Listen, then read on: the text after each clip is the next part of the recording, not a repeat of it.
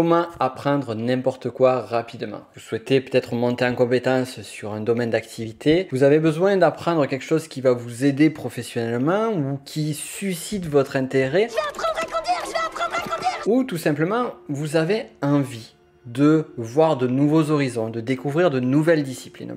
Peu importe. Peut-être serait-il prudent de commencer par leur apprendre à neutraliser les mauvais sorts. Nous, ce qu'on va voir dans cette vidéo, c'est justement 5 principes fondamentaux, j'insiste là-dessus, qui vont vous permettre de monter en compétence rapidement, d'apprendre une discipline, même une nouvelle discipline, le plus rapidement et le plus facilement et agréablement possible. Ça, c'est pas mal quand même. Voilà. La machine à apprendre, elle vient d'Amérique. Alors, qui va commencer? Parce que oui, l'apprentissage ne s'arrête pas à la fin des études. Parce que oui, l'apprentissage, c'est pas juste quelque chose où on est doué quand on est gamin parce qu'on absorbe l'information et après, une fois passé l'âge adulte et les années et les décennies, eh bien, on perd cette capacité d'apprentissage. Non, il est possible d'apprendre à n'importe quel âge. Tu dois désapprendre tout ce que tu as appris. Et même de monter en compétence beaucoup plus rapidement que vous imaginez, ça va être tout le sujet de cette vidéo.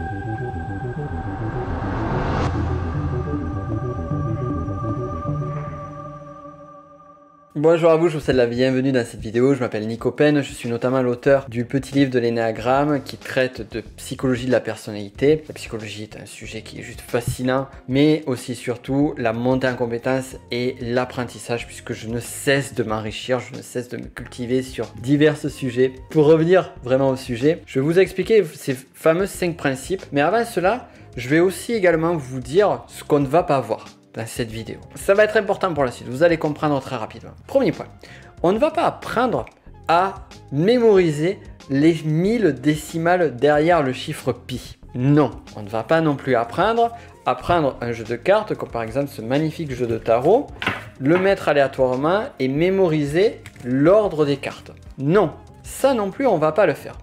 Pourquoi? Pour différentes raisons. La première, c'est que tout d'abord, c'est pas mon domaine de compétence et d'expertise. Moi, mon domaine de compétence, c'est vous apprendre à développer un savoir, une expertise qui est liée à un sujet sur lequel vous allez vous spécialiser. Spécialiser, ça ne veut pas dire que vous allez devenir expert ou expert dans ce sujet, mais justement suffisamment monter en compétence pour vous sentir plus légitime et vous sentir plus compétent et être plus compétent que, on va dire, plus de 90-95% des gens. Et vous allez voir, c'est beaucoup plus facile qu'on se peut l'imaginer sans aucune exagération. Ensuite, second point, c'est que sur ce type d'apprentissage, qui est par exemple la mémorisation d'un ordre, la mémorisation d'une série de chiffres, c'est des sujets qui vont être utiles, peuvent être utiles au quotidien, mais au final, c'est pas vraiment là qu'est l'enjeu. Parce que nous, ce qui nous intéresse, c'est la profondeur des choses. C'est le développement, l'élargissement de votre culture personnelle,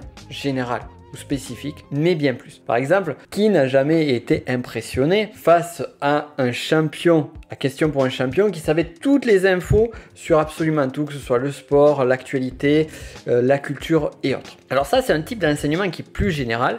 Nous, on va voir comment pouvoir être plus spécifique, c'est-à-dire un savoir sur moins de sujets, mais par contre sur les sujets sur lesquels on s'intéresse, ils peuvent être divers et très variés, comme par exemple la couture, le bricolage, le sport, les finances, l'entrepreneuriat, la psychologie et que sais-je encore, très variés, et en même temps vous pouvez arriver à monter en compétence sur chacun de ces domaines. Enfin, dernier point sur la notion de mémorisation de chiffres notamment et autres, c'est que ici on va aborder la mémoire à court terme.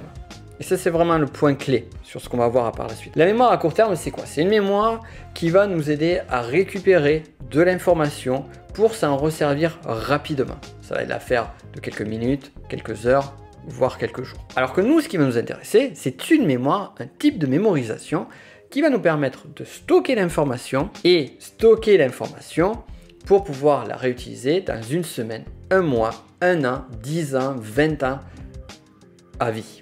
Donc vous voyez, on ne parle pas de la même chose ici. C'est la mémoire à long terme, un labyrinthe sans fin de couloirs et d'étagères, je l'ai lu dans les manuels.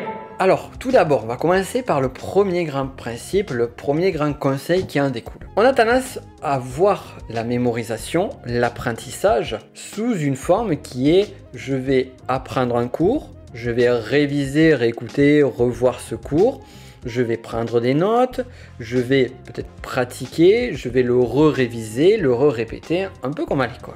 Et en fait, ici, on est sur une approche très mentale, très orientée sur la rationalité, la logique, la raison. Sauf qu'on oublie un point essentiel.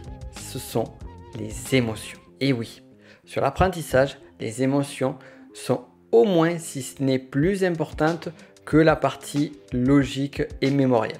Pourquoi? Je vais vous expliquer un petit peu plus en détail, on va faire une expérimentation d'abord et vous allez comprendre. Je vais vous demander tout simplement, tout d'abord, de vous rappeler un moment à vos 12 ans, 12 ans, 11 ans, 13 ans, peu importe. Un moment de vie bien spécifique qui vous vient en tête. Le premier qui vient à vous, remémorisez ce moment. Et ensuite, j'aimerais que vous vous concentriez sur l'émotion que vous avez vécue lors de ce moment-là. Et ce dont vous allez vous rendre compte, c'est que il va y avoir à ce moment une couleur, une tonalité émotionnelle bien spécifique. En d'autres termes, on parcourt la vie, on est dans des routines, des habitudes, et on va arriver à un point où on n'est plus capable ou peu capable de se rappeler du repas du midi, du repas de la veille, voire pire encore, le repas qu'on a eu il y a 1 semaine et demie en arrière. Par contre, on va arriver à se rappeler d'un moment de vie bien spécifique qui est lié à nos 12 ans. Pourquoi arrive-t-on à se rappeler de choses qui datent d'il y a plusieurs décennies alors que le repas de la veille, on ne s'en rappelle même pas? Eh bien tout simplement parce que notre mémoire va s'associer aux émotions. En d'autres termes, c'est plutôt les émotions qui vont permettre de raccrocher, d'enregistrer l'information mémorielle. Plus une émotion sera présente, plus celle-ci sera forte et plus le souvenir sera ancré, marqué à nous. Si je vous demande l'un des meilleurs moments de votre vie, vous serez capable de me l'expliquer, de me le détailler de façon assez précise, à quel endroit vous étiez, à quel lieu. Par exemple, pour celles et ceux qui ont vécu l'attentat du 11 septembre, ils seront capables de me dire exactement quand ça s'était passé, comment et ainsi de suite. Et pour des moments très forts de votre vie, c'est exactement la même chose qui se passe. Donc maintenant, sur cette notion d'apprendre plus vite, d'apprendre plus facilement, eh bien qu'est-ce qu'on va faire? Bien tout simplement allier les émotions à l'apprentissage. C'est-à-dire que lorsque vous allez apprendre quelque chose, il est fondamental que vous suscitiez une forme d'émotion. Et quitte à susciter des formes d'émotion, autant susciter des formes d'émotion qui soient les plus agréables. En d'autres termes, des émotions de joie, de plaisir. C'est pour cela que vous pouvez par exemple, comme je le fais moi, lorsque je vais sur une discipline donnée, je vais aller directement aller chercher ce qui me plaît le plus, ce qui semble le plus me passionner. Ça va pas être ce par quoi on va commencer, mais je vais commencer à m'intéresser à ce côté-là. Et mon enthousiasme, ma passion va me permettre d'enregistrer l'information plus et me donner la curiosité d'aller derrière. Donc utilisez cet enthousiasme, utilisez cette passion-là. Si vous devez apprendre par exemple le bricolage, pensez à quelque chose qui puisse vous faire kiffer, qui puisse vous faire plaisir, qui puisse vous donner envie au regard de cette notion d'apprentissage de bricolage. Imaginez un projet lié à vos rêves, visualisez-le et allez directement sur les sources d'apprentissage qui pourraient vous aider à réaliser ce projet. Ainsi, vous allez nourrir des émotions plus fortes, un enthousiasme beaucoup plus conséquent qui va vous amener à récupérer l'information qu'il faut. Et ça, faites-le pour absolument tout. Si à un moment donné, il y a un sujet que vous devez apprendre professionnellement ou autre qui est difficile, par exemple, on pourrait prendre l'apprentissage d'une langue. L'apprentissage d'une langue, c'est quelque chose qui est long, qui prend du temps, qui peut parfois être assez laborieux. Et je sais de quoi je parle. Donc là, par exemple, sur l'apprentissage d'une langue, eh bien, commencez par des choses plaisantes, comme par exemple peut-être regarder votre film ou votre série préférée ou quelque chose que vous connaissez très bien, un film par exemple que vous connaissez très bien sous la langue que vous souhaitez apprendre avec des sous-titres français. Ainsi vous allez commencer à faire la transcription. Et certes ça ne va pas vous permettre de faire l'apprentissage direct, mais ça va vous permettre de passer un cap qui va vous aider. Du coup vous allez monter en compétence et la résistance à l'apprentissage, comme vous aurez passé ce cap, eh bien sera beaucoup plus faible pour aller au cap suivant. Donc là, on va utiliser nos émotions, on va utiliser tout particulièrement l'enthousiasme pour nous aider. Second point, il est lié au premier, ou du moins il est lié au dernier exemple. de ce premier point. Je vous ai dit d'aller sur des films, sur des choses qui vous plaisent. De façon générale, ce qui va vous aider dans votre apprentissage, ça va être de faire des liens. C'est-à-dire, en d'autres termes, de ne pas partir de zéro. Certes, vous allez partir de zéro sur une discipline donnée. Exemple, vous souhaitez créer votre entreprise et vous devez vous former dans le domaine de l'entrepreneuriat. Or, il se trouve que dans votre passé, eh bien, vous avez fait énormément de sport et tout particulièrement un sport de combat, prendre le karaté par exemple. Mais ce que vous pouvez faire, et ce que je vous invite fortement à faire, c'est que au fur et à mesure de votre apprentissage au regard de l'entrepreneuriat, d'aller voir comment est-ce que vous pouvez vous inspirer, comment est-ce que vous pouvez aller rechercher des points communs, des points de lien entre cet art martial et l'entrepreneuriat. Et croyez-moi, si vous cherchez bien, vous allez en trouver. Et ça marche sur plein de disciplines. Donc, on peut voir une discipline dans un endroit donné et une autre discipline qui n'ont absolument rien à voir. Et finalement, si on creuse, on va retrouver des points de concordance. Autre exemple, une personne qui était passionnée par les jeux vidéo dans son enfance ou qui l'est peut-être encore aujourd'hui, eh bien, elle peut se servir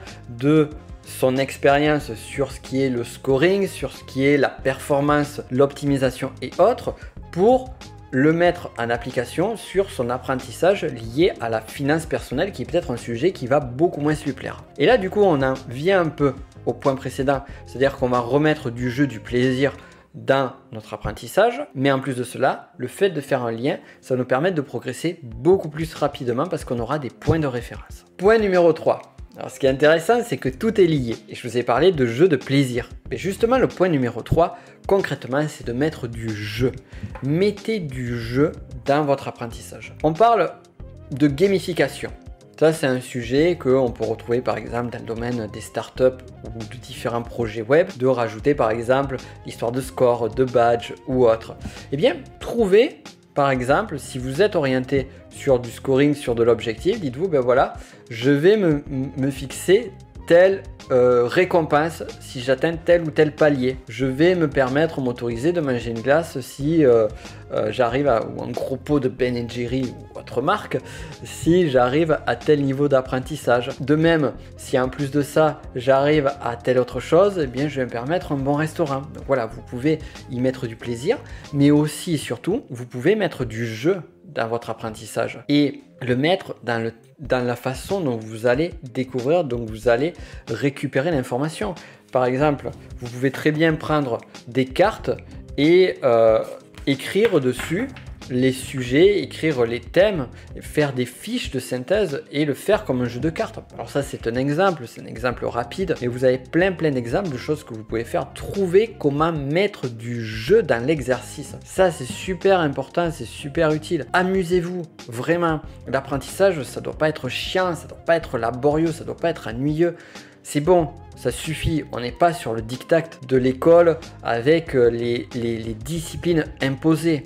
Là, vous avez le choix. Nous allons faire la table de 6 au tableau. Vous avez vraiment le choix de ce que vous apprenez et surtout comment vous l'apprenez. Donc, quitte à avoir le choix, autant le faire de la meilleure façon possible. Point numéro 4. Faites comme le thé. Faites infuser votre apprentissage. Et oui, généralement, si on met le thé direct et qu'on boit, eh bien, pas le temps de s'infuser. Pour le savoir, c'est exactement la même chose. Et infuser ce savoir, ça veut dire lui donner du temps. Prendre des nuits de sommeil. Revenir sur l'apprentissage. Le réviser. Rappeler les choses. La mémoire, généralement, on l'a vu avec le domaine scolaire, eh bien, il y a certaines choses, on les apprend de suite facilement, d'autres, c'est beaucoup plus laborieux. Et on a tendance à l'oublier en se disant, je regarde une vidéo YouTube, par exemple, ça peut être le cas de cette vidéo. Vous regardez cette vidéo, vous dites, ok, c'est bon, j'ai compris tes conseils, Nico, et demain, peut-être que vous les aurez oubliés. Donc là, ça vaudrait le coup de revoir cette vidéo, ou de revoir d'autres vidéos que j'ai fait, ou d'autres créateurs ont fait, peu importe. Mais revoyez, révisez, revenez sur ça et mettez de l'espacement. Par exemple, vous apprenez quelque chose, vous vous laissez un espace de temps de sommeil, une sieste ou une nuit, de telle sorte que finalement votre cerveau puisse assimiler l'information. C'est une des parties des choses qui se fait lors du sommeil. Ça et bien d'autres choses encore. Et après, le lendemain, vous revenez dessus. Et puis après, vous revenez quelques jours plus tard, une semaine plus tard, un mois plus tard. Et cette répétition qui est faite de façon séquentielle, qui va être une répétition qui va être rapide au début et qui va s'espacer un petit peu plus avec le temps, ça va vous permettre d'ancrer, d'enregistrer, de cristalliser l'information. Vous allez voir que vous allez apprendre beaucoup plus vite. Ça, c'est un point clé. Ne le négligez pas, vraiment. Et enfin, le 5e point. Finalement, c'est tout un principe d'apprentissage, de pédagogie. Je pourrais vous en faire plusieurs vidéos, rien que sur ce 5e point, mais je vais déjà vous donner les points essentiels. Là, on est vraiment sur de la pédagogie.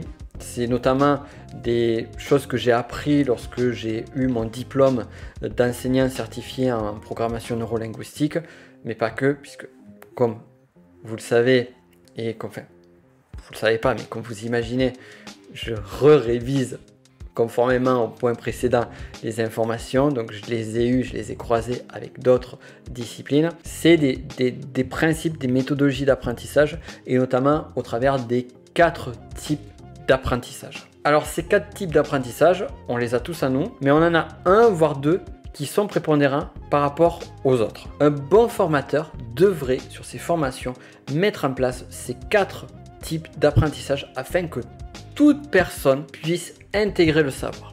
Alors quels sont-ils? Eh bien, ils se divisent en 4 parties de structure d'information. Ces 4 types sont pourquoi? Pourquoi est-ce que je dois apprendre ça? Qu'est-ce que je vais découvrir? Ce que je vais apprendre. Ensuite, c'est quoi? C'est quoi le concept? C'est quoi le principe? Ensuite, comment ça marche de façon concrète, factuelle? Et enfin, qu'est-ce que je vais en faire? Chacun et chacune d'entre nous va raisonner sur l'un de ces points. Le premier, c'est pourquoi. C'est, en d'autres termes, si on prend cette vidéo, je vous ai expliqué en début de vidéo, eh bien pourquoi ça va vous aider. Qu'est-ce que ça vous a apporté? Qu'est-ce que vous allez trouver à l'intérieur? Et certaines personnes ont besoin de connaître ce fameux pourquoi. Pourquoi est-ce que je dois apprendre ce que je dois apprendre? C'est peut-être votre cas. Donc si vous avez besoin d'une question de pourquoi, avant d'apprendre quelque chose, posez-vous la question du pourquoi. Pourquoi ce concept-là? Pourquoi cette discipline-là? Pourquoi ce module, ce fragment d'information-là? Ensuite, il y a le groupe du c'est quoi? Quel est le concept? J'adore le concept! Ça vient d'où? Ça vient de Californie? Ça, c'est un groupe qui va être plus orienté sur la théorie, les fondamentaux. Comprendre les fondamentaux de quelque chose pour justement arriver à bien cerner de quoi on parle. En gros, quel est le principe qui est caché derrière, quelle est la méthodologie. C'est notamment le cas sur cette vidéo lorsque je vous parle de la mémoire à court terme, la mémoire à long terme. Ensuite, il y a le comment ça marche. Ce sont des personnes qui vont plutôt aller voir bien comment concrètement on les met en application. Et là, c'est à chaque fois que je vous donne un exemple, je vous dis, bien ça, vous le faites comme ça vous le faites de telle façon. Et si vous êtes de ce groupe-là, vous avez besoin de récupérer des infos sur, voilà, comment ça marche. Et enfin, le dernier groupe qui est un peu plus difficile à cerner, c'est qu'est-ce que j'en fais. C'est en gros, je sais que j'ai de l'information là, mais moi, ce qui m'intéresse, c'est savoir concrètement comment je vais pouvoir réexploiter cette information-là pour pouvoir l'utiliser dans ma vie de tous les jours. Et donc, ce groupe-là va avoir besoin de comprendre directement non pas ce qui est à l'intérieur, non pas le pourquoi du truc et non pas comment ça marche, mais juste ok, qu'est-ce que je vais pouvoir en faire concrètement dans ma vie de tous les jours. On va prendre un exemple concret, le bricolage. Eh bien, ce groupe-là a besoin de savoir, avant toute chose, à quoi cela va lui servir dans sa vie. Et c'est là que par exemple l'idée d'un projet de construction de quelque chose va être nécessaire et même prioritaire. Ainsi cette personne-là va dire, ben, moi je veux faire ça, donc je vais aller chercher les blocs d'apprentissage nécessaires pour faire ça. Ça c'est le 4e groupe. Maintenant il y a un autre groupe qui va peut-être pas forcément, ça va pas forcément leur parler. C'est peut-être votre cas. Vous allez dire, ok, moi ce que je veux savoir, c'est les principes fondamentaux de bricolage. Après on verra les projets, après on verra les idées. Mais là on est plutôt sur le second groupe. D'autres encore à dire, moi ce que je veux savoir, je m'en fous des fondamentaux, je veux juste qu'on m'explique concrètement comment est-ce que je construis un meuble, comment est-ce que je construis telle chose. Et là, et bien du coup ça va être dans le troisième groupe. Et enfin, le premier groupe, lui, va avoir plus besoin de savoir un peu qu'est-ce qui va se passer au travers de l'apprentissage. En d'autres termes, c'est le groupe qui va regarder le sommaire en début de livre, qui va dire ah oui, le sommaire il dit on va faire ça, là je vais apprendre ça, là ça va être ça, là ça va être ça, là ça va être ça. Donc est-ce que vous êtes plutôt sommaire de livre? Est-ce que vous êtes plutôt projet? Est-ce que vous êtes plutôt le concept qui est là, ou est-ce que vous êtes plutôt mise en application? En fonction de la réponse que vous allez donner, et ça encore une fois, vous pourrez revenir là-dessus plus en détail. Si ça vous intéresse, dites-le moi en commentaire, parce que j'aurai des chouettes vidéos à vous faire sur ce sujet, puisque là on va un peu plus sur de la pédagogie, mais ça reste dans le domaine de la psychologie aussi. Mais déjà, essayez de voir vraiment ce qui vous parle le plus. Et en fonction de votre type d'apprentissage, vous allez plutôt aller vers telle ou telle chose. Voilà, donc pour récapituler en détail, premier point, on utilise les émotions, on met tout particulièrement de l'enthousiasme sur les choses, comme ça on enregistrera l'information beaucoup plus fortement, parce que si on reste sur du froid, sur de l'ennuyeux, eh bien ça passera, ça sera beaucoup plus difficile de récupérer l'information. Second point, on crée des liens avec d'autres disciplines, de préférence des disciplines que vous connaissez, que vous maîtrisez et qui sont passionnantes pour vous. Comme ça, on le lit avec le premier point sur l'émotion, la passion. Troisième point, on met du jeu, on met du plaisir, on met de l'amusement, on apprend de façon agréable, on arrête sur cette espèce de diktat scolaire pour aller sur quelque chose d'agréable. Quatrième point, on infuse comme le thé l'apprentissage, on le répète, on le revoit pour l'ancrer sur la mémoire à long terme. Et enfin, cinquième et dernier point, on apprend son type d'apprentissage privilégié pour préparer, pour se mettre dans l'optique d'apprentissage la plus adéquate à qui l'on est. Parce que oui, on est tous différents, on a tous une psychologie bien spécifique. Et d'ailleurs, ça en vient sur ce dernier lien sur les familles de personnalités et dont notamment l'énéagramme qui peut vous apporter d'autres choses tout aussi intéressantes. Donc j'espère que tout cela vous a plu. Partagez également cette vidéo à des personnes qui pourraient être intéressées, qui en auraient besoin sur tout ça. On révise le contenu, donc n'hésitez pas à revoir cette vidéo, vous abonner à cette chaîne si vous avez aimé le contenu de cette vidéo. Vous allez voir, il y a d'autres vidéos tout aussi intéressantes. Et enfin, je parlais d'énéagramme, vous avez un lien ici. Si vous ne connaissez pas encore cet outil, c'est juste fabuleux, c'est juste génial, c'est juste incroyable. Je vous laisse regarder et à très vite. Ciao.